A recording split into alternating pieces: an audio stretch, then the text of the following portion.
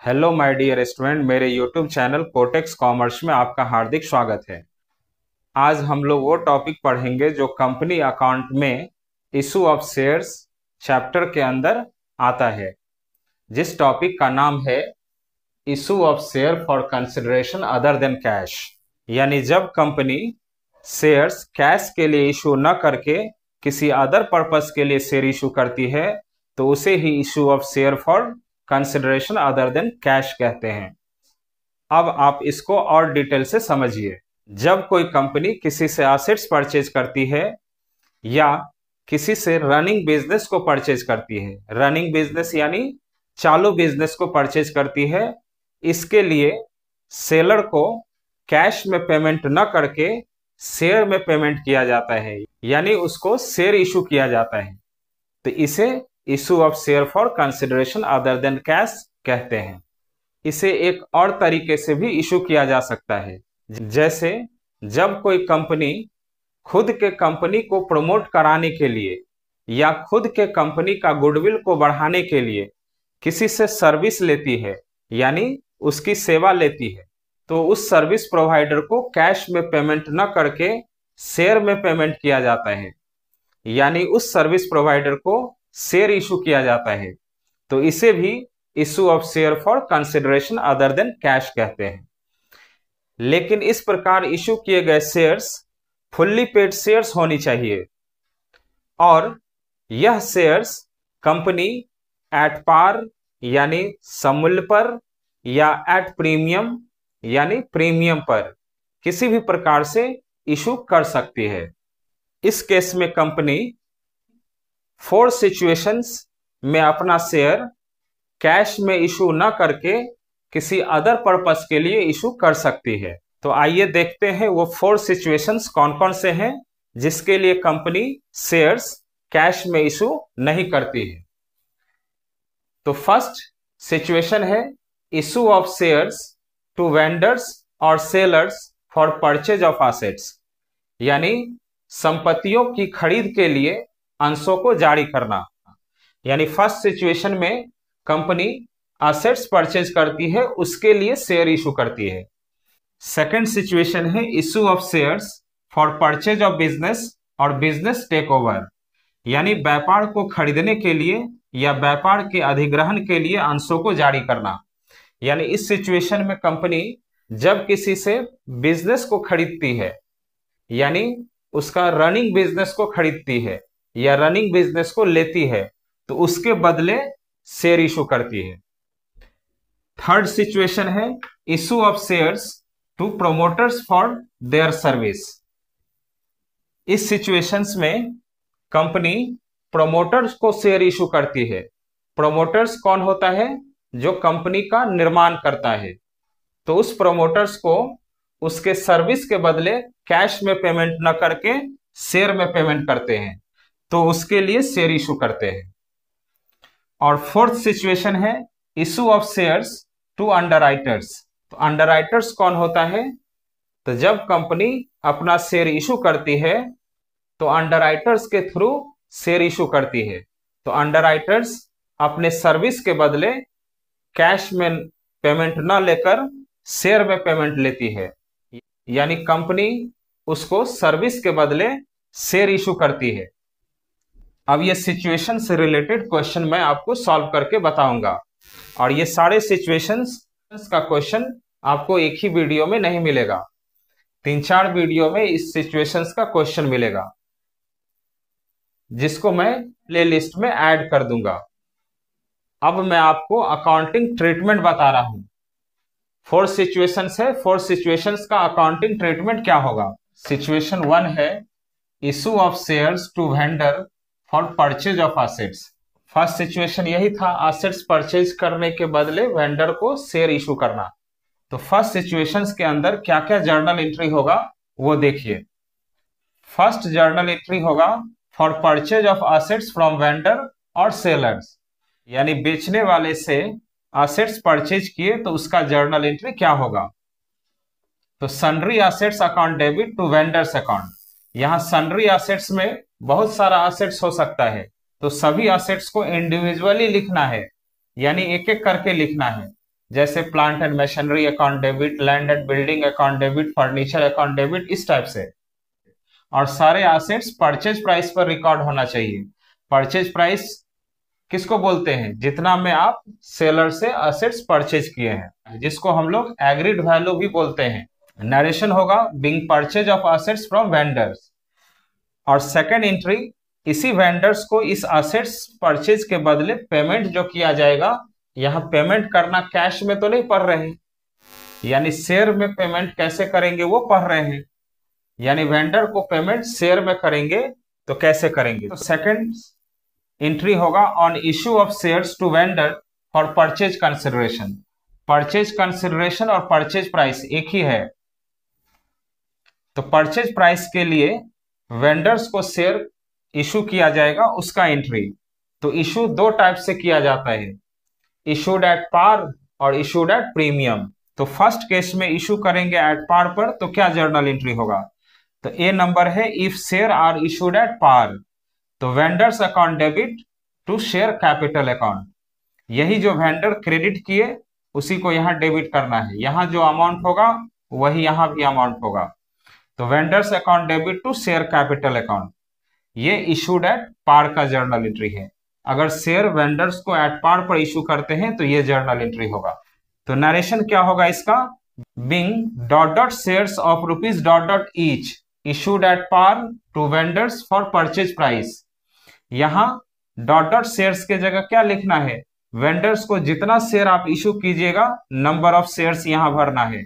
और eight par पर है तो at par 10 rupees, 100 rupees, 20 rupees, जो भी नॉमिनल वैल्यू यानी फेस वैल्यू को ही एट पार वैल्यू बोलते हैं। तो नंबर ऑफ शेयर्स यहां भरना है और नॉमिनल वैल्यू यानी फेस वैल्यू यहां भरना है। जितना नंबर ऑफ शेयर्स और फेस वैल्यू होगा इसी को मल्टीप्लाई करेंगे तो यहां वेंडर्स को जितना पेमेंट करना है उतना अमाउंट आ जाएगा। तो फर्स्ट केस में एट पार पर इशू करेंगे तो ये जर्नल एंट्री होगा। फिर सेकंड केस में प्रीमियम पर पेमेंट करेंगे तो क्या जर्नल एंट्री करेंगे वो देखिए। अब सेकंड केस देखिए, जिसमें वेंडर्स को शेयर प्रीमियम पर इशू करेंगे तो क्या जर्नल एंट्री होगा? तो vendors account debit to share capital account to securities premium reserve account. इसमें शेयर कैपिटल में शेयर का नॉमिनल वैल्यू लिखना है और जितना प्रीमियम पर इशू कर रहे हैं वो प्रीमियम का अमाउंट इसमें लिखना है। और ये वेंडर्स को जितना पैसा पेमेंट करना है यानी परचेज प्राइस इसमें रिकॉर्ड होगा।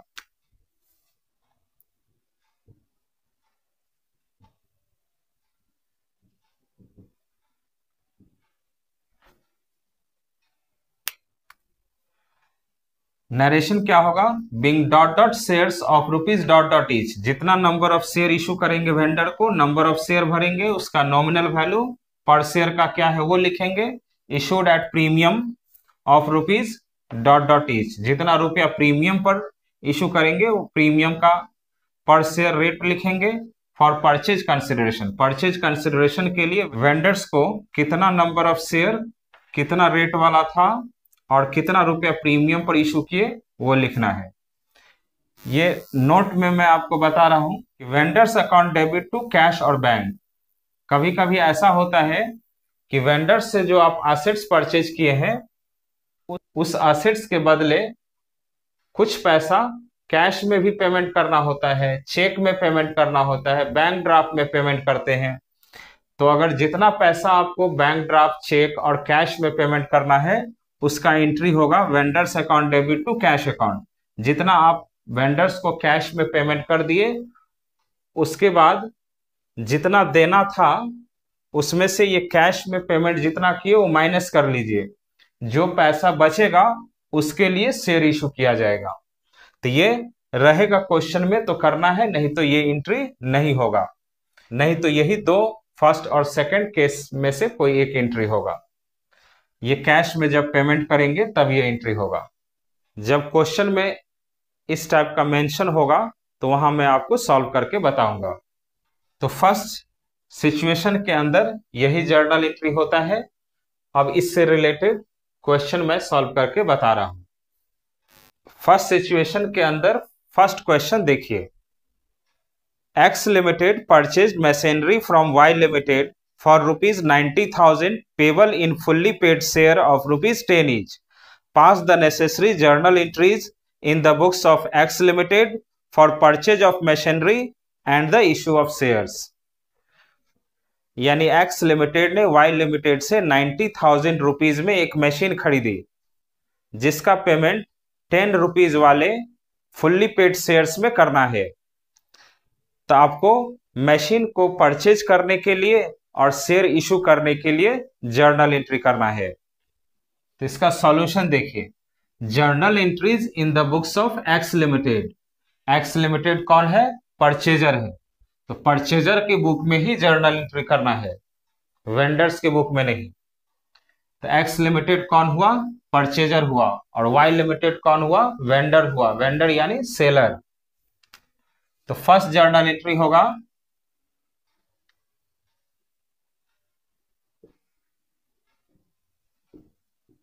Machinery account debit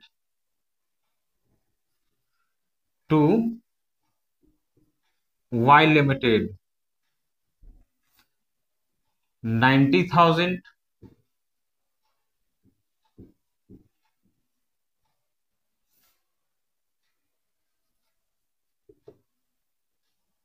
narration Bing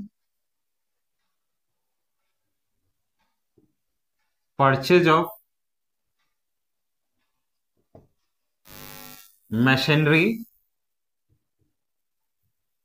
from Y limited. ये फर्स्ट जर्नल एंट्री हुआ मशीन परचेज करने का। किससे परचेज किए हैं? वाई लिमिटेड से। वाई लिमिटेड कौन है? वेंडर है। अब इसी वाई लिमिटेड को पेमेंट करना है 10 रुपीज वाले शेयर्स में। यहां एट पार और एट प्रीमियम नहीं बताया, सीधे बोल दिया कि 10 रुपीज वाले फुल्ली पेड शेयर में पेमेंट करना है। इसका मतलब शेयर एट पार पर इशू किया गया है, वेंडर्स को पेमेंट एट पार पर किया गया है। अब इसी वेंडर्स का पेमेंट करेंगे। तो वाई लिमिटेड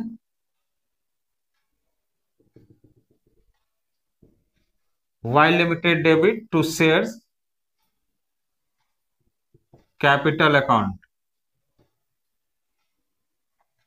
तो यहां वाई लिमिटेड क्रेडिट है 90,000 से, तो डेबिट भी 90,000 ही होगा। टू शेयर कैपिटल में भी 90,000 ही होगा। लेकिन कितना शेयर इशू किया गया, ये नंबर ऑफ शेयर्स आपको कैलकुलेट करके बताना है। बिंग यहां नंबर ऑफ शेयर्स कैलकुलेट करते हैं, उसके बाद मैं आपको बता रहा हूं।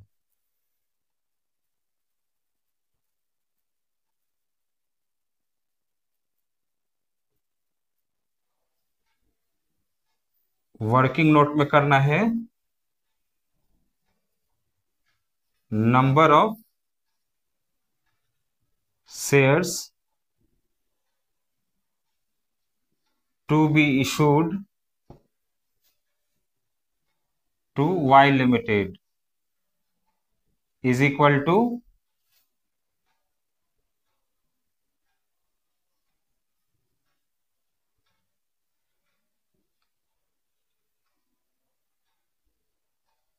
amount payable to Y Limited by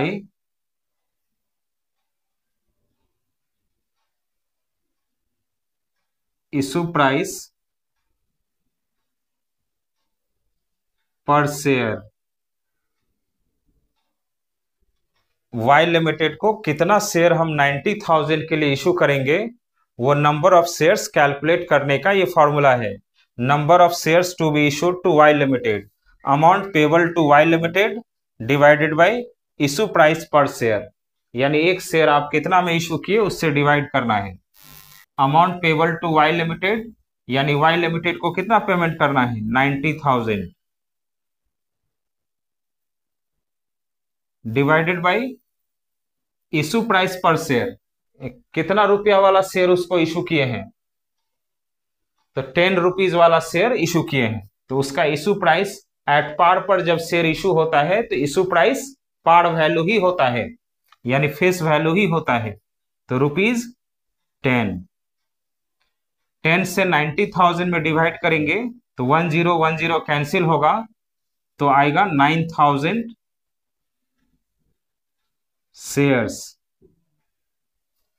यानी वाई लिमिटेड को 90,000 रुपीज पेमेंट करेंगे शेयर में, तो 9,000 शेयर्स उसको इशू करना होगा।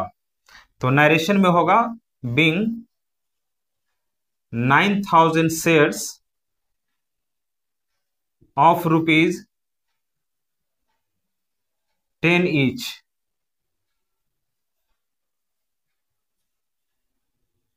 issued at par for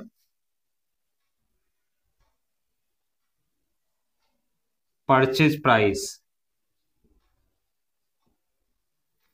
तो इस क्वेश्चन का आंसर हुआ ये। फर्स्ट हुआ मशीन कितना में परचेज किए वाई लिमिटेड से, उसका परचेज करने का एंट्री है। और सेकंड एंट्री है वाई लिमिटेड को ये 90,000 पेमेंट कैसे करना है, तो शेयर इशू करके पेमेंट करना है। तो सेकंड एंट्री हुआ Y limited account debit to share capital account. कितना शेयर इशू करेंगे, ये नंबर ऑफ शेयर्स कैलकुलेट करने के लिए आपको ये वर्किंग करना होगा। The number of shares to be issued to Y limited, amount payable to Y limited divided by issue price per share. यानी वाई लिमिटेड को कितना पेमेंट करना है वो ऊपर रखना है न्यूमरेटर में, और डिनोमिनेटर में रखना है कि कितना रुपया वाला शेयर उसको इशू किए। तो एट पार पर इशू किए हैं तो पार वैल्यू उसका 10 रुपीज था, 10 से डिवाइड कर दिए, तो 9,000 शेयर्स वाई लिमिटेड को इशू करना होगा 90,000 पेमेंट करने के लिए। तो वही नंबर ऑफ शेयर्स यहां लिखना है, जितना प्राइस वाला शेयर इशू किए हैं वो प्राइस यहां लिखना है, 9,000 इंटू 10, 90,000 उसका पेमेंट हो गया। फर्स्ट सिचुएशन से रिलेटेड क्वेश्चन और भी है जो मैं आपको नेक्स्ट वीडियो में बताऊंगा। और issue of share for consideration other than cash से रिलेटेड जितना भी क्वेश्चन होगा मैं आपको प्लेलिस्ट में सारे वीडियो को ऐड कर दूंगा। तो आप प्लेलिस्ट में issue of share for consideration other than cash से रिलेटेड सारे क्वेश्चन का सॉल्यूशन आप देख सकते हैं। तो स्टूडेंट, मेरा ये वीडियो आप लोगों को अच्छा लगा तो प्लीज मेरे चैनल को सब्सक्राइब कीजिए, लाइक कीजिए और अपने फ्रेंड को शेयर कीजिए। Thank you.